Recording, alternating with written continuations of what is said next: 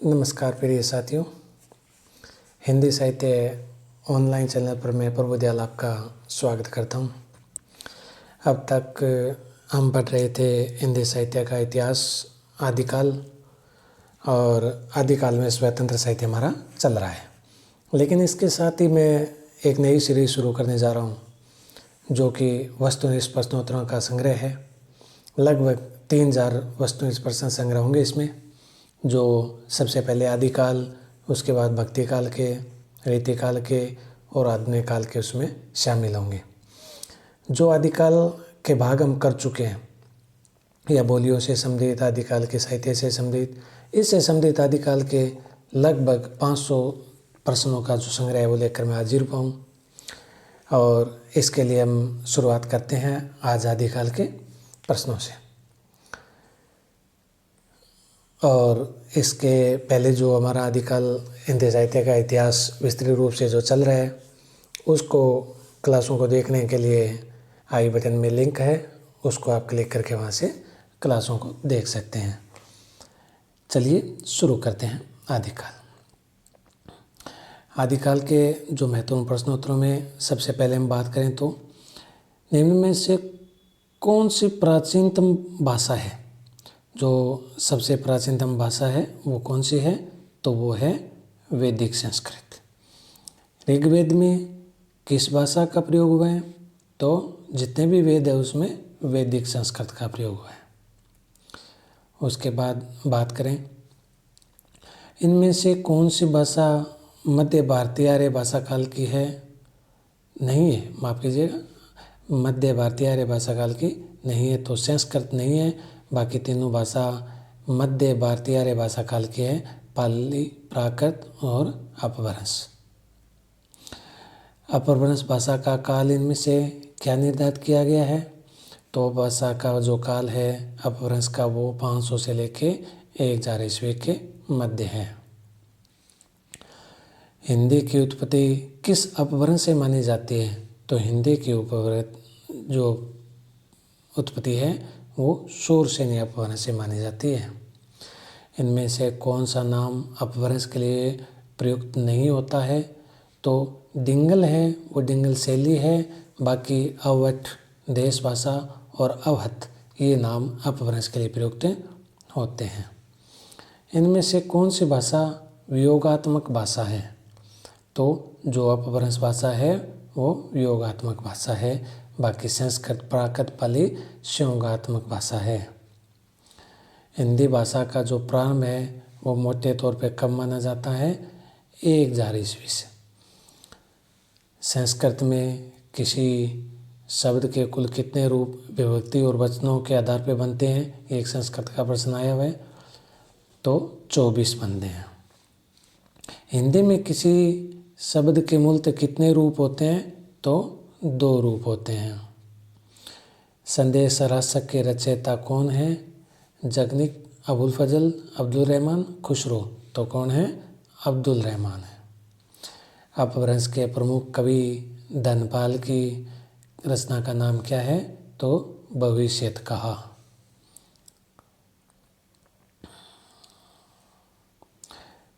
उसके बाद प्रश्न नंबर 13, हिंदी का प्रथम कवि राहुल सांकृत्यायन किसे मानते हैं? तो अब मैंने पढ़ा था सरपा को। शब्दानुशासन जो प्राचीन व्याकरण है उसके रचयिता कौन है? तो हेमचंद्र जी। उसके बाद पहुड़ दोहा किसकी रचना है? पहुड़ दोहा राम सिंह की रचना है। इनमें से किस कवि की गणना 84 सिद्धों में होती है? तो जो सरपा है उसकी गणना 84 सिद्धों में होती है। इनमें से कौन है वो सिद्ध नहीं है? तो लुइपा भी है, सरपा भी है, गोरक्षपा भी है, देवसेन सिद्ध नहीं है। इनमें से अवधी भाषा की जो प्राचीनतम कृति है वो कौन सी है? अवधी भाषा की प्राचीन कृति चंदायन है, मुल्ला दाऊद की रचना। हंस जवाहिर जो रचना है उसके रचयिता कौन है? तो कासिम शाह है। इनमें से कौन सी रचना अवधी भाषा की नहीं है?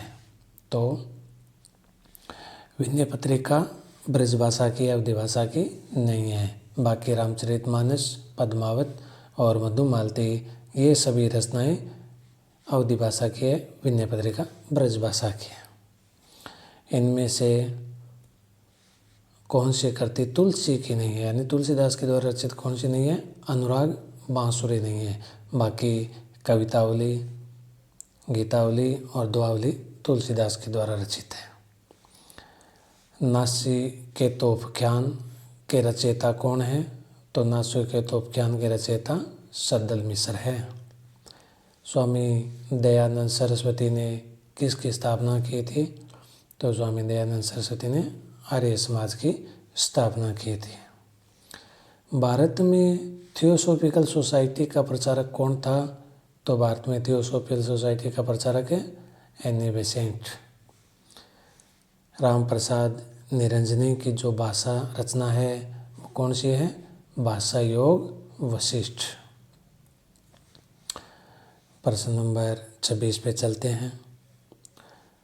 84 वैष्णव की वार्ता, 84 वैष्णव की वार्ता किस भाषा में लिखी गई गद्य रचना है?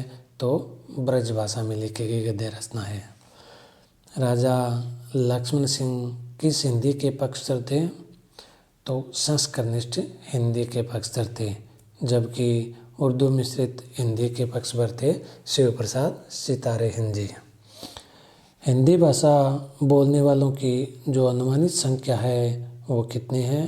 तो 60 करोड़। हिंदी के अंतर्गत कुल कितनी बोलियां हैं? तो 18 बोलियां।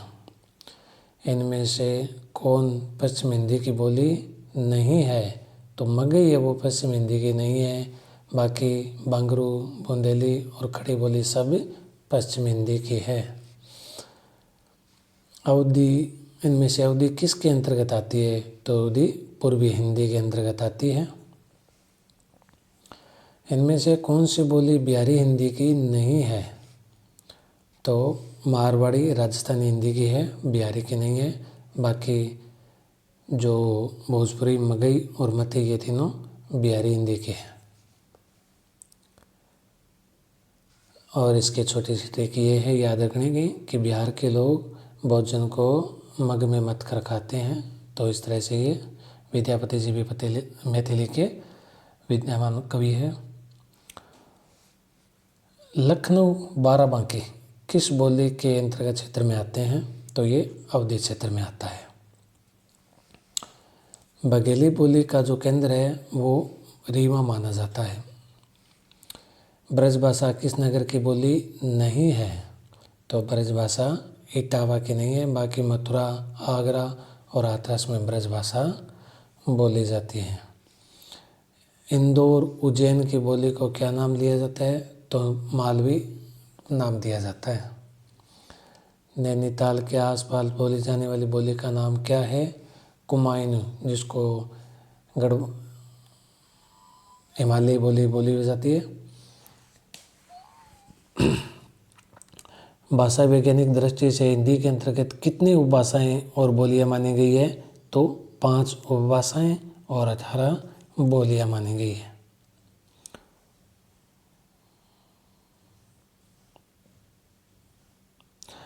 उसके बाद प्रश्न नंबर 39 पे चलते हैं। इनमें से कौन सा कथन सही नहीं है? खड़ी बोली का केंद्र मेरठ बिजनौर है, बिल्कुल सही है। कन्नौज का केंद्र फर्रुखाबाद इटावा है, ये भी सही है। और मालवे का केंद्र इंदौर उज्जैन है, ये भी सही है। ब्रज भाषा का जो क्षेत्र है वो दिल्ली है, ये गलत है, क्योंकि ब्रज भाषा का क्षेत्र आगरा, मथुरा का जो क्षेत्र है वो है। इसमें से कौन सा है सत्य कथन है? तो छत्तीसगढ़ी है वो बिलासपुर, रायपुर और दुर्ग क्षेत्र में बोली जाती है। विद्यापति है वो भोजपुरी के कवि है, नहीं मैथिली के कवि है, तो ये तथ्य गलत है। हरियाणवी का एक नाम बांगरू है, ये भी सत्य है। और बुंदेली का क्षेत्र झांसी और ललितपुर है। उसके बाद प्रश्न नंबर 41 की बात करें तो कौन सा जिला ब्रज भाषा क्षेत्र में नहीं आता? कौन सा? गाजियाबाद, जो ब्रज क्षेत्र में नहीं आता। अलीगढ़, मथुरा, भरतपुर, आगरा ये क्षेत्र ब्रज क्षेत्र में आते हैं। मानक हिंदी का जो मूल आधार कौन सी बोली है, तो खड़ी बोली है। इनमें से ए सत्ययुगम को अलग करना है तो बिहारी ब्रज भाषा के कवि है, ये सत्य है। मैथिली विद्यापति सही है, तुलसी अवधी है, केशव खड़ी बोली है। देवनागरी लिपि का विकास किस लिपि में हुआ, किस लिपि से हुआ था, तो ब्राह्मी लिपि से हुआ। देवनागरी लिपि में कुल कितने वर्ण हैं, तो 52 वर्ण। देवनागरी लिपि में किस प्रकार की लिपि है, तो देवनागरी लिपि है वो वर्णात्मक लिपि है। पंचम वर्ण के स्थान पर अनुस्वर का प्रयोग देवनागरी के लिए में किए जाने का सुझाव किस विद्वान ने दिया था, तो बाबू श्याम सुंदर दास ने दिया था।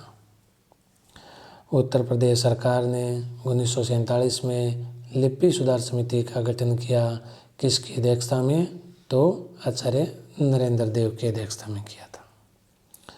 देवनागरी लिपि में ए की बारकड़ी स्वर ध्वनियों के स्थान पर प्रयुक्त करने का सुझाव किसने दिया था, तो ये काका कालेलकर जी ने दिया था। चलते हैं 50 नंबर प्रश्न की तरफ। इनमें से कौन सा कथन अधिक उपयुक्त है, यानी देवनागरी के जो लिपि है उसके नामकरण से संबंधित है, तो देवनागरी का नामकरण गुजरात के नागर ब्राह्मणों के कारण पड़ा, ये भी एक तथ्य दिया जाता है। देवनागरी तांत्रिक चिन्ह देवनागर से संबंधित है, ये भी एक तथ्य दिया जाता है। जो सर्वाधिक मान्य तथ्य है वो है देवनागरी का विकास ब्राह्मी लिपि की उत्तरी शाखा नागरी से हुआ है। और एक तथ्य यह भी दिया जाता है कि देवनागरी वास्तुकला की नागर शैली से प्रचलित है, तो ये सबसे उपयुक्त है। अब हम बात करेंगे 51 नंबर प्रश्न की। डॉक्टर राधाकृष्ण की अध्यक्षता में लिपि सुधार समिति का गठन कब किया गया, तो सन 1953 में। इनमें से कौन सा गुण देवनागरी में नहीं है, उच्चारण और लेखन में एक रूपता है, शब्दों में प्रत्येक ध्वनि का लेखन या ध्वन्यात्मक समानता है, प्रत्येक वर्ण का निश्चित उच्चारण भी है, अनुचित ध्वनियों का भाव, ये विशेषता देवनागरी लिपि की नहीं है। मराठी भाषा की लिपि कौन सी है, तो देवनागरी। ये बहुत महत्वपूर्ण प्रश्न है और बार बार पूछा जाता है। इनमें से कौन से शब्द की वर्तनी गलत है, चाहिए सही है, इसलिए भी सही है, गए भी सही है, के लिए गलत है। अशुद्ध शब्द छांटना है तो 31 ये अशुद्ध है, और बाकी 49 17 है और 6 शुद्ध है। कामकाज की वह भाषा जिसे संविधान ने सरकारी कामकाज के लिए स्वीकृत किया है वो क्या कहलाती है, राजभाषा। किसी देश के बहुसंख्यक लोगों की भाषा कहलाती है राष्ट्रभाषा। प्रश्न नंबर 58, संविधान में किस धारा के अंतर्गत हिंदी को राजभाषा घोषित किया गया है, तो 351 1 या 351 क के तहत। हिंदी दिवस कब मनाया जाता है, तो 14 सितंबर को, और 14 सितंबर 1949 को हिंदी को राजभाषा की मान्यता के रूप में दिया गया। इसलिए उनके देश में प्रचार प्रसार करने के लिए और उसको मान्यताओं को दिवस को याद रखने के लिए 14 सितंबर को हिंदी दिवस मनाया जाता है। खड़ी बोली हिंदी का विकास किस भाषा से हुआ, तो अपभ्रंश भाषा से। अपभ्रंश भाषा में लिखित रामचरित कौन सा काव्य है, राम पयिम चरियु। उसके बाद हम बात करेंगे प्रश्न नंबर 62, अपभ्रंश भाषा का विकास किस भाषा से हुआ है, तो अपभ्रंश का विकास प्राकृत से हुआ है। संस्कृत, पाली, प्राकृत, अपभ्रंश, अवध या अवध, और उसके बाद खड़ी बोली हिंदी, इस तरह ये क्रम है। इनमें से हिंदी का प्रथम प्रचारक कौन था? तो स्वामी दयानंद सरस्वती हिंदी के प्रथम प्रचारक थे। कोरवी का दूसरा नाम खड़ी बोली है। ब्रज भाषा का विकास किस अपभ्रंश से हुआ? तो शौर सैन्य अपभ्रंश से। खड़ी बोली का दूसरा नाम कोरवी। आचार्य शुक्ल ने हिंदी गद्य के प्रारंभिक 4 उन्नायकों में से किसको स्थान नहीं दिया है? तो शिव प्रसाद सितारे हिंद जी को। सद्दल मिश्र, सदा सुखलाल, इंसा मुंशी इंशाअल्लाह खां और लल्लू लाल, ये 4 उन्नायकों को हिंदी में मुख्य रूप से स्थान दिया था शुक्ल जी ने। अवधी भाषा का विकास किससे हुआ? अर्धमागधी से हुआ।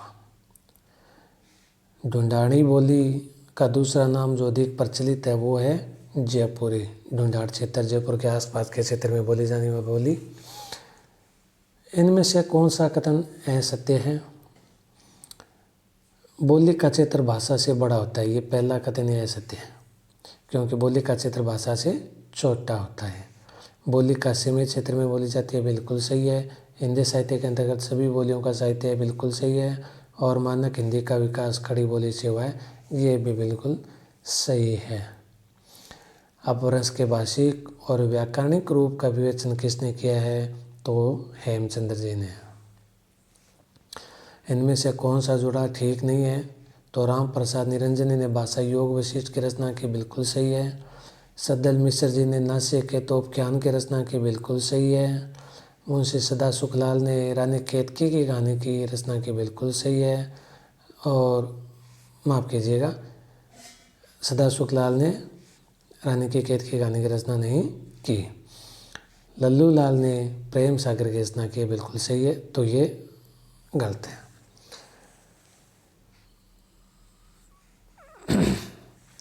माफ़ कीजिएगा। दक्षिण भारत हिंदी प्रचार सभा की स्थापना महात्मा गांधी के द्वारा की गई थी।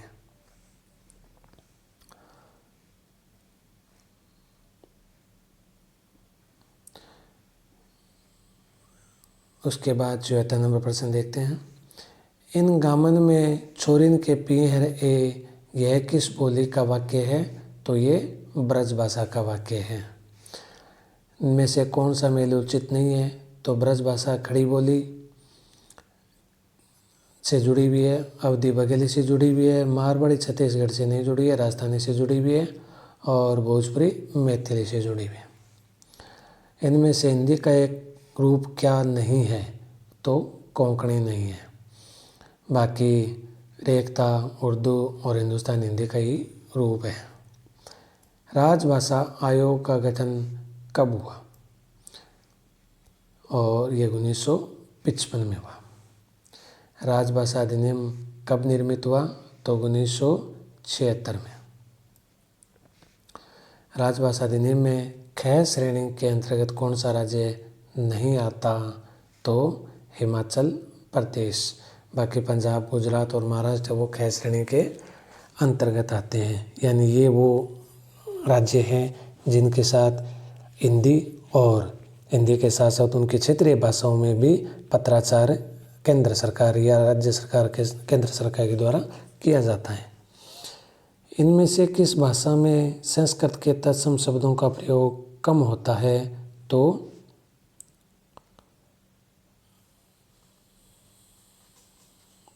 माफ़ कीजिएगा, इनमें से किस भाषा में संस्कृत के तत्सम शब्दों का प्रयोग सबसे कम होता है? तो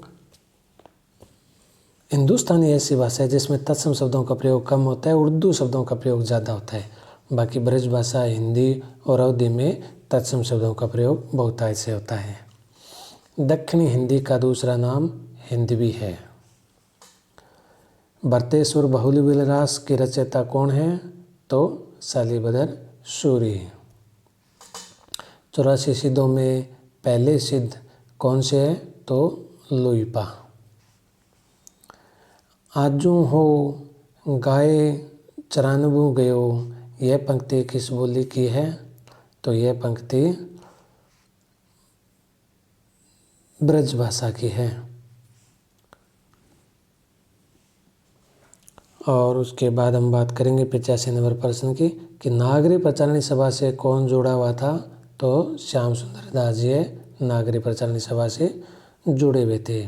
कीर्तिलता किस भाषा की रचना है। कीर्तिलता अवभट्ट भाषा की रचना है। इनमें से कौन सी बोली पूर्वी हिंदी की है। तो बघेली पूर्वी हिंदी की है। उसके बाद प्रश्न नंबर 88 284 वैष्णव की वार्ता क्या है। तो ये ब्रज भाषा की एक गद्य रचना है जो गोकुलनाथ के द्वारा रचित है। 252 वैष्णव की वार्ता के लेखक कौन है। तो गोकुलनाथ है। अष्टयाम के रचयिता नाभादास जी है। आर्य समाज की स्थापना कहाँ हुई थी। तो ये बम्बई में हुई थी, जिसको आज मुंबई कहते हैं। इनमें से कौन सा सुमेलित नहीं है। आर्य समाज की स्थापना दयानंद सरस्वती ने की थी। ब्रह्म समाज की स्थापना राजा राम मोहन राय ने की थी। प्रार्थना समाज की स्थापना एनी बेसेंट ने नहीं की थी। रामकृष्ण मिशन की स्थापना विवेकानंद जी ने की थी। इनमें से क्या ठीक नहीं है। मैथिली बिहारी हिंदी की भाषा है। मारवाड़ी राजस्थानी हिंदी की है। बुंदेली पूर्वी हिंदी की नहीं है। कन्नौजी पश्चिमी हिंदी में होती है।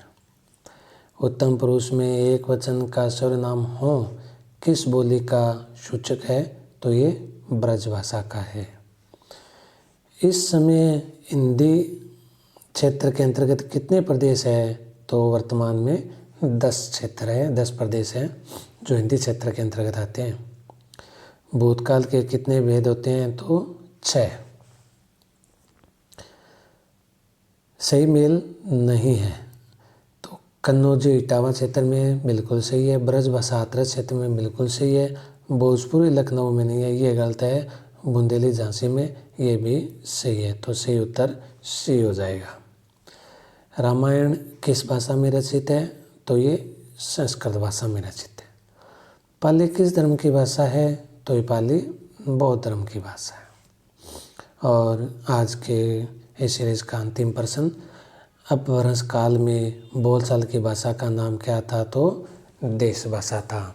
इस तरह से आज हमने 100 प्रश्नों का अभ्यास किया और ये वो प्रश्न है जो किसी भी हिंदी साहित्य इतिहास के पढ़ने से पहले पढ़ते हैं तो उसका आधार तय करते हैं, आधार बनाते हैं और बार बार इन प्रश्नों की पुनरावृत्ति है वो नेट के प्रश्न पत्रों में और व्याख्याता चाहे वो स्कूल हो चाहे कॉलेज लेक्चरर में हो, दोनों में बार बार इनकी पुनरावृत्ति होती रहती है। इसलिए इस प्रश्नों की सीरीज को हम आगे भी जारी रखेंगे। आगे के प्रश्नों के 100 प्रश्नों को लेकर फिर हम हाजिर होंगे। तब तक के लिए धन्यवाद। चैनल को लाइक, कमेंट और सब्सक्राइब करते रहिए और मित्रों में शेयर करते रहिए। बहुत बहुत धन्यवाद।